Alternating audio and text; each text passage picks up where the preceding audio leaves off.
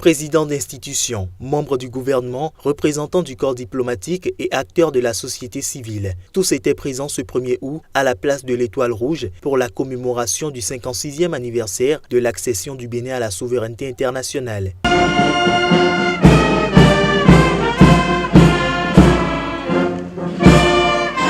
À la fin de l'hymne national, le président de la République fait son salut et commence le passage des troupes en revue. L'un des moments forts de cette célébration est le défilé militaire. Tour à tour, policiers, militaires, pompiers, douaniers et les troupes motorisées se succèdent devant la tribune officielle. Le défilé, signe de la discipline au sein des forces de défense et de sécurité, est preuve de leur engagement à sécuriser et défendre le territoire national. C'est beau, c'est génial, j'ai aimé, surtout la sobriété. Mon impression, c'est que c'est une très belle fête de l'unité nationale. Cette tribune représentait bien l'unité nationale, avec les pères de la nation et le souvenir des pères de la nation qui nous ont quittés depuis un an. Et voilà, c'est une fête pour tous nos concitoyens, pour les valeurs de la République. Et les armées expriment ça magnifiquement. C'est une marque d'unité, c'est un signe de ce que notre pays a une fois de plus a envoyé un message fort au monde entier. Parce que le déferlement de personnalités que nous avons constaté est un message assez éloquent. Je pense qu'il n'y avait pas de différence aujourd'hui, il n'y avait pas de Béninois du Nord, il n'y avait pas de Béninois du Sud, il y avait seulement que le Bénin représenté. Et lorsque vous vous rappelez des conditions extrêmement compliquées et difficiles dans lesquelles nous sommes allés aux dernières élections présidentielles, vous devez comprendre que le message qui a été donné tout à l'heure était un message très fort. Des impressions que ne partagent pas tous les participants à ce défilé. Je dis que la fête n'est pas faite. La fête n'est pas faite, puisque ceux qui sont intéressés à la fête n'ont pas l'engouement qu'il faut. Les travailleurs souffrent, la pauvreté est rampante. Il y a beaucoup de gens qui attendent qu'ils soient reversés, ils ne le sont pas. Le caractère sobre de la fête aura émerveillé plus d'un. Un point de plus pour le nouveau départ. Les populations espèrent que les célébrations des années prochaines auront toutes cette même marque. Attendons de voir. Les membres de la diaspora africaine aux États-Unis et aux Caraïbes se sont joints aux Ghanéens dimanche soir à l'occasion d'une cérémonie marquant le début des festivités de la journée de l'émancipation organisée chaque année au château de Cape Coast au Ghana, une ancienne forteresse pour esclaves.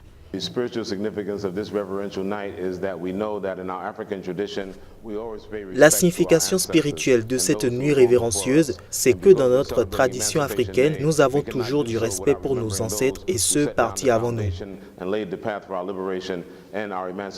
Il a fallu du temps pour que l'esprit de notre peuple soit possédé par le colonialisme, par des principes européens et des idées eurocentriques. Tout ça ne s'est pas fait en un jour. Et pour nous réapproprier cet esprit africain, cette âme africaine, cela va aussi prendre du temps. Donc notre objectif est d'être cohérent et tenace pour nous assurer que nous n'abandonnons pas, que l'esprit africain soit pour les Africains eux-mêmes.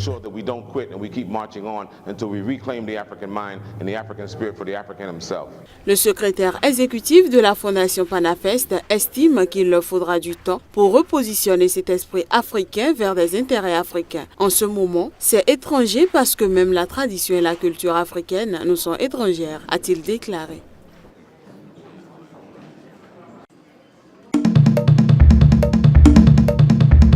La commission électorale de la République démocratique du Congo a lancé au nord Ubadi, localité située à l'extrême nord-ouest près de la frontière avec la République centrafricaine, l'enregistrement des électeurs pour plusieurs scrutins dans la présidentielle prévue cette année par la Constitution. Un scrutin quasi impossible à organiser dans les temps. Nous avions dit que nous avions besoin de 16 mois et 1 jour pour terminer cette opération.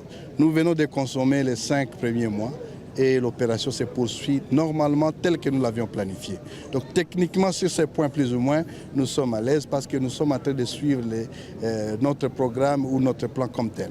Dans les jours qui viennent, nous allons publier le chronogramme de toute l'opération de la révision du fichier électoral.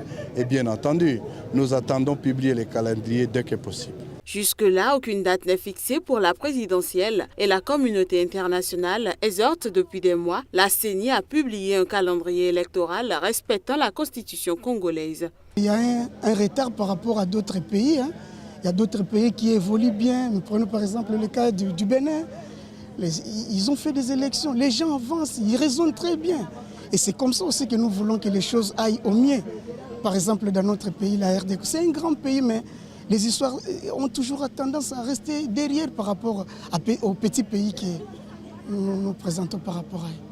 Selon certains observateurs, la révision du fichier électoral hérité de la présidentielle et des législatives de 2011, marquée par des fraudes massives, est à l'origine de la crise politique que traverse le pays.